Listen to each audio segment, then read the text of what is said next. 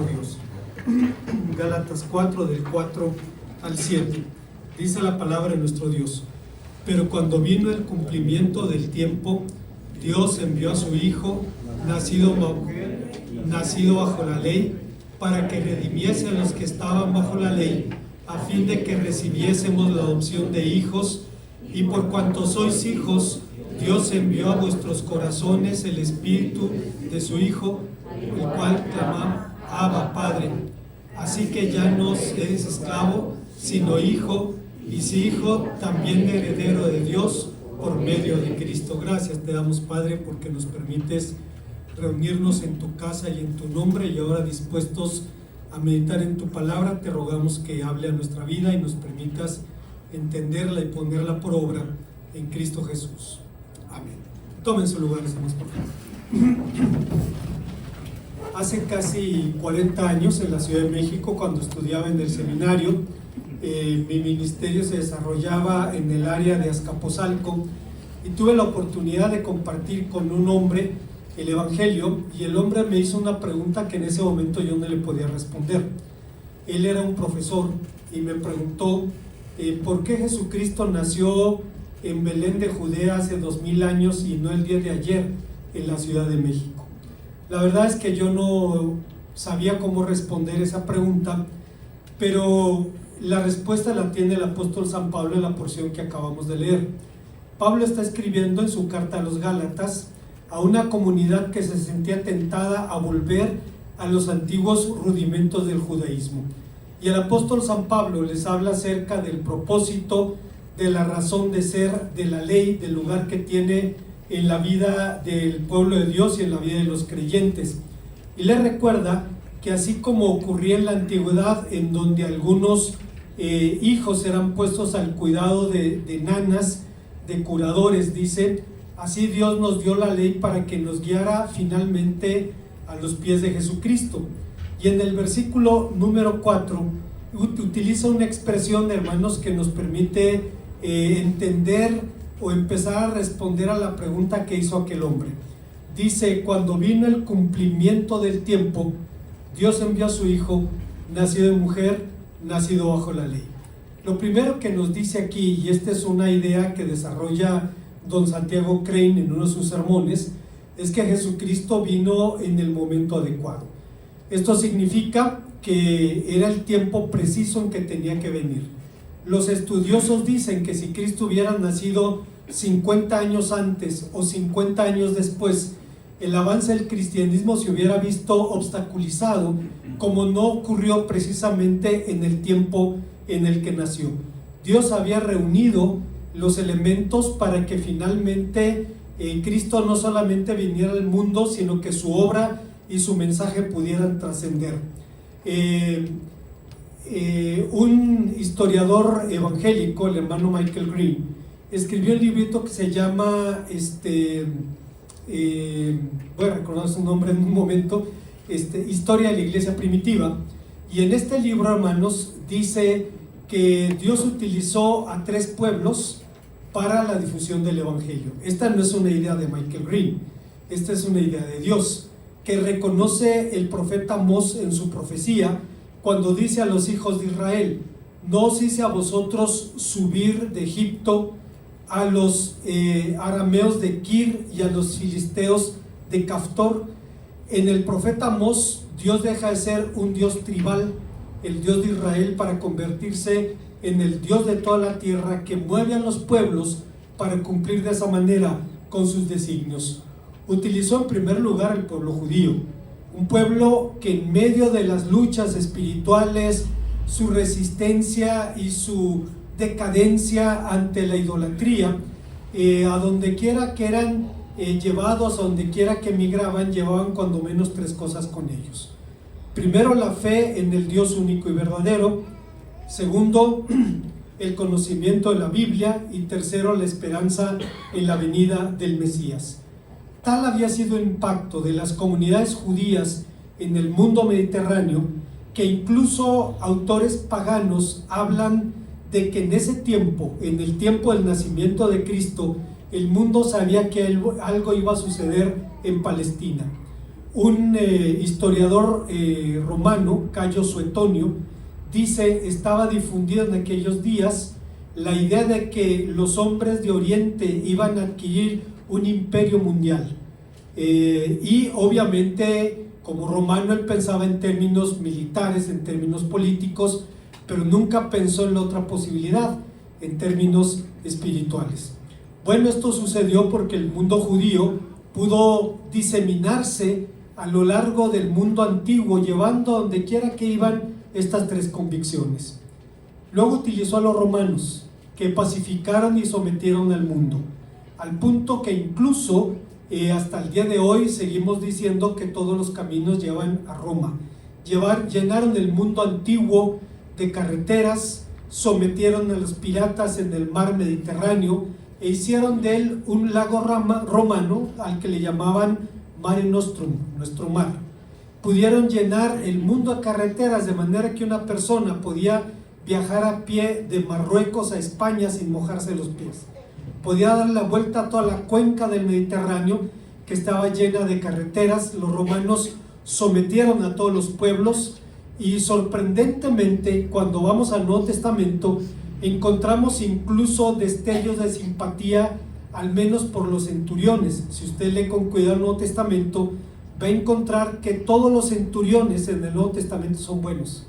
Todos tienen algo positivo que destacar. Desde aquel hombre que construyó una sinagoga para los hijos de Israel, hasta el centurión que custodiaba al apóstol San Pablo y pudo salvar su vida en medio del naufragio. A pesar de que eran el opresor de Israel, el Señor Jesús vino a hablar de un reino diferente, un reino supraterrenal, un reino internacional, en la que todas las familias de la tierra llegarían al conocimiento del Evangelio. Y Dios utilizó a los romanos para preparar el escenario. Y finalmente utilizó también a los griegos, quienes a través de una lengua por medio de la cual se pueden expresar sutilezas teológicas, se pudo expresar la verdad del Evangelio. Esto me recuerda, hermanos, al hermano Alejandro Zamora. El hermano Alejandro Zamora, que ahora está con el Señor, era un apologeta, una de esas personas que tienen la lengua pegada al cerebro y pueden polemizar con una habilidad y con una rapidez increíble. Cuando él era pastor de la Iglesia Bautista del Calvario en la ciudad de Torreón, llegó a la ciudad de Torreón un nuncio apostólico, un enviado del Papa para invitar a los bautistas a participar en el Concilio Vaticano II, que se desarrolló de 1963 a 1965. Él era el presidente de la Convención Nacional, se presentó con él y lo invitó a que pudieran asistir como testigos del Concilio Vaticano II, diciéndole que era un privilegio para los protestantes que por primera vez eran incluidos en un evento de esta naturaleza. El hermano Zamora declinó amablemente la invitación y le dijo que no podía participar en eso por razones espirituales, por razones de fe.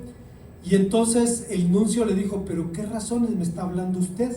Si prácticamente creemos lo mismo. Siguieron platicando y llegaron a un acuerdo.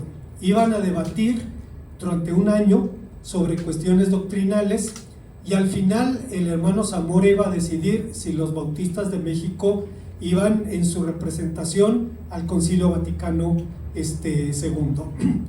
El hermano empezó a prepararse. Escogieron 12 matrimonios, 12 matrimonios católicos, 12 matrimonios evangélicos. Se reunían y discutían amigablemente con reglas bien claras. Los asistentes no podían intervenir en el debate, podían hacer preguntas por escrito, pero no podían debatir. Y cada tema que escogieron, el hermano Zamora lo defendió realmente con brillantez. Nunca perdió uno de los debates, hasta que llegaron al tema o al asunto de quién es la roca sobre la cual se constituye la iglesia. El nuncio le dijo, el hermano Zamora le dice: bueno, cuando Pedro dice tú eres Pedro, sobre esta roca edificaré mi iglesia, está hablando de dos términos diferentes, cualitativo y cuantitativamente hablando en este caso. El nuncio le dice: en arameo no hay diferencia, no hay ninguna diferencia. Y recuerde usted que el Señor Jesús hablaba arameo. Y le dice, además, el primer evangelio se escribió en arameo. Le dice el hermano Zamora, ¿quién conoció ese evangelio? ¿Cuál de los padres apostólicos lo vio físicamente alguna vez? ¿Quién de los discípulos de los apóstoles enseñó de ese mítico evangelio arameo? Papías dijo que Mateo lo escribió en arameo, pero es un comentario que hace y no hay un documento que pueda probar su dicho. El Nuevo Testamento se escribió en una lengua en la que se puede distinguir claramente entre piedra y roca, entre Pedro y Cristo. Y termina el debate y el nuncio le dice, finalmente se rindió y le dice, a usted lo descuidó su párroco. Usted debe haber sido un sacerdote católico, y le sigo diciendo que si acepta la invitación desde el momento que me diga que sí, mi respuesta es exactamente la misma: no puedo aceptar su invitación por razones de fe. En esa lengua se pueden expresar sutilezas, se puede hablar de la naturaleza de Cristo, se puede hablar de la naturaleza del amor y se puede entender todo lo que Dios ha hecho por nosotros. En el momento adecuado, dice San Pablo, cuando vino el cumplimiento de los tiempos, cuando los judíos habían llenado el mundo antiguo con el testimonio de Dios y de su palabra, cuando los romanos habían sometido a las naciones y pacificado la tierra, cuando los griegos le dieron al mundo una lengua tan flexible en la cual pudiera expresarse su palabra, dice San Pablo, Dios envió a su Hijo. Pero no termina allí el apóstol, sino que continúa diciendo que Cristo no solamente vino en el momento adecuado, sino que vino también de la manera adecuada. Fíjense lo que dice: nacido de mujer. ¿Qué de importante tendría el que Cristo fuera Dios y hombre a la vez? Los primeros 4 siglos de la historia cristiana fueron concilios cristológicos. Se debatía quién era Cristo o quién no era Cristo. En el mundo judío, los ebionitas decían: es un hombre al que Dios lo adoptó como su hijo porque era un buen judío.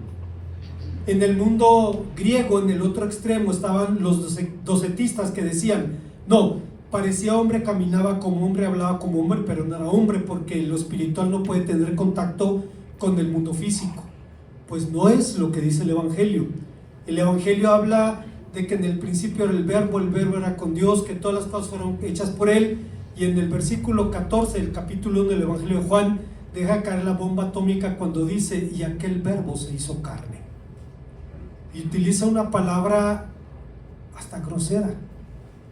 No dice se encarnó, no dice se hizo un hombre, no dice se humanizó, dice se hizo carne.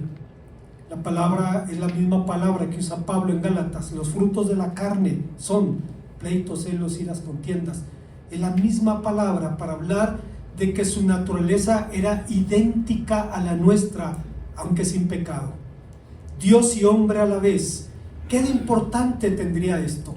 Tendría de importante el hecho de que nuestros males necesitaban una solución divina.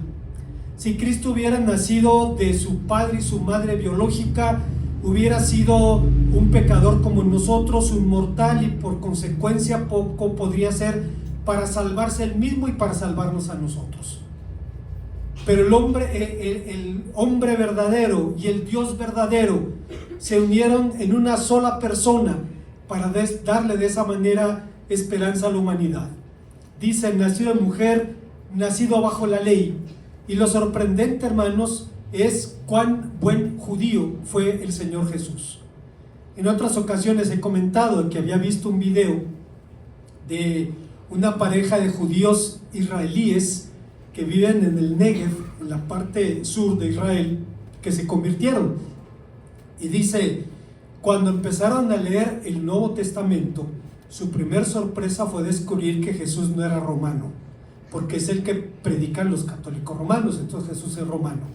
Dice: no era romano, dice era judío, y buen judío, porque veían cómo era obediente a los preceptos de la ley. Dice: el problema estuvo cuando se toparon con la pregunta: ¿Dios puede encarnarse? Dice, la respuesta automática que viene a tu mente judía es: no, Dios no puede encarnarse, dicen los sabios de Israel. Pero ellos dijeron: ¿y si Dios quiso hacerlo? ¿Quién podría impedirle que hiciera eso? Y dicen, el velo se cayó de los ojos. Y ahí estaba el Mesías, Dios y hombre verdadero, encarnado para la salvación de los hombres. Nacido bajo la ley. Dice, en tercer y último lugar, que nació con el propósito adecuado para redimir a los que estaban bajo la ley, a fin de que recibiésemos la adopción de hijos. Redimir significa comprar. Usted recordará la historia de Ruth, una historia fascinante, un libro que tiene 3 páginas. Parece una novelita rosa, pero es un poderoso testimonio de la gracia y del amor de Dios. Y allí en el libro de Ruth aparece la figura del Goel, la figura del Redentor. Este nombre, Goel, significa tanto redentor como vengador de la sangre. Es el mismo que se usa en la ley de Moisés. El Goel era aquel que redimía a un pariente esclavizado, empobrecido, secuestrado, y tenía que hacer lo necesario para su redención. La ley no tenía cláusulas de evasión. Si tu pariente es un buen pariente, entonces redímelo. Si tu pariente es buena persona, un buen judío, redímelo. No, decía, tu deber es salvar a tu pariente. Y la figura del Redentor la personifica Boaz, quien hace lo necesario para redimir a su familia en desgracia y puede de esa manera redimirse a él mismo. Es una historia fascinante porque el hombre estaba redimiendo una familia en desgracia, pero terminó redimiéndose a él mismo. Técnicamente hablando, el hijo de Boaz debió haberse llamado Obed Ben, el nombre del antiguo marido de Ruth, pero el libro de Ruth dice, y Boaz engendró a Obed. La palabra de Dios le da el crédito por el hombre que quiso redimir y personificó de esa manera al divino Redentor. El Redentor debía llenar 3 requisitos. Tenía que ser pariente de sangre, tenía que tener los recursos para redimir y debía tener la voluntad de redimir. Cristo se encarnó y se hizo hombre como nosotros. Ustedes recordarán, quienes venimos de la competencia al credo, quien dice engendrado, no creado de la misma naturaleza del Padre, porque nosotros los hombres y por nuestra salvación bajó del cielo y se hizo hombre. Es la verdad del Evangelio, es la verdad de la palabra de Dios, y Cristo lo hizo. Los credos son confesiones de fe de la iglesia primitiva y podemos firmarles al pie, porque no hay forma más precisa, decía Martín Lutero, de expresar la verdad bíblica que de esa manera. Vino a redimirnos. El Redentor debía ser pariente cercano, el Redentor debía tener los recursos para redimir, y hermanos, el único recurso con el que podía redimirnos era con su propia sangre. Ya hemos probado muchas cosas, pensado que los hombres pueden redimirse por la educación, por la religión, por los valores morales. Recuerdo en mi pasado, en mi adolescencia, cuando creía que era necesario transformar el mundo para que un mundo transformado transformara al hombre. Y ahora sabemos que es exactamente al revés, que Dios transforma un hombre para que ese hombre transforme primero su entorno y después impacte también al mundo. Recuerdo, hermanos, en aquel tiempo que se pensaba que la única manera de solucionar los problemas del mundo era a balazos, y el Señor nos dice lo contrario, dice, va a ser una redención, va a ser una conquista, pero va a ser una conquista de amor.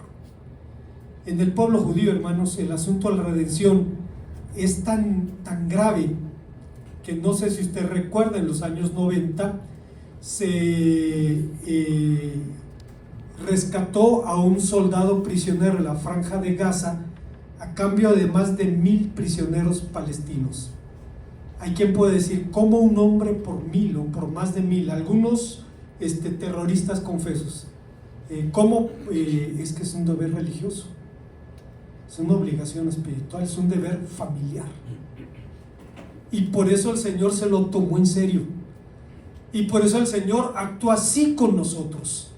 Dice, para que redimiese a los que estaban bajo la ley, a fin de que recibiésemos la adopción de hijos. Y por cuanto sois hijos, Dios envió a vosotros, a vuestros corazones, el Espíritu de su Hijo, el cual clama, Abba, Padre. No está mi hermano Walter. Mi hermano conoció a Gonzalo Báez Camargo. Él fue un pastor, un predicador metodista, periodista, arqueólogo, lingüista militar. Fue casi todo lo que un ser humano puede hacer en la vida. Y él estuvo en Palestina en los años 50 en las excavaciones del Mar Muerto. Dice que en alguna ocasión él tenía peones palestinos que le ayudaban en las excavaciones, y que a la hora del lunch llegaban las mujeres palestinas con la comida y sus niños a ver a los maridos para darles de comer, llevarles agua, etc. Dice que en alguna ocasión vio a un niño de unos 2 años que vio a su papá y empezó a correr y a gritar, Abba, Abba, papá, papá. Y dice, y eso le hizo entender lo que Pablo dice cuando afirma que el Espíritu Santo nos permite decirle Abba, nos permite decirle Padre, pero con esa cercanía, con esa intimidad. Hay padres que pueden ser temidos, por terrible que sea. Hay padres que pueden ser temidos. Hay padres que pueden ser amados por su dulzura, y cuando alguien es así y actúa así, hace que sus hijos puedan acercarse con amor y con confianza. Dice Pablo que el Espíritu de Cristo nos da la bendición de llamarle Abba Padre, y ya no sois esclavos, sino hijos, y si hijo, también heredero de Dios por medio de Jesucristo. Dice Pablo, a final de cuentas, el propósito de la encarnación era precisamente hacernos herederos de Jesucristo. Hermanos, damos gracias a Dios por la encarnación de Cristo, independientemente de la fecha en el año en que haya venido al mundo, que es lo menos importante. Lo importante es que vino. Claro, la tradición cristiana reserva estos días, y aunque hay quien todavía alega el origen pagano del 24 de diciembre, 2000 años de cristianismo han redimido esta fiesta y nos permiten celebrar su razón última, y es el hecho de que Cristo vino al mundo y es la dulce alegría de los hombres. Oremos, hermanos, a nuestro Dios. Gracias, Padre Santo, por este momento en que nos permite recordar que tú hiciste todo lo necesario, que moviste a los pueblos, que dispusiste los corazones, que llegaste al mundo a través de tu Hijo amado para redimirnos y para hacernos partícipes de tu reino en la calidad de herederos, de hijos junto con Jesucristo. Gracias, Padre, te damos por esto. Te bendecimos por tu misericordia. En Cristo Jesús. Amén.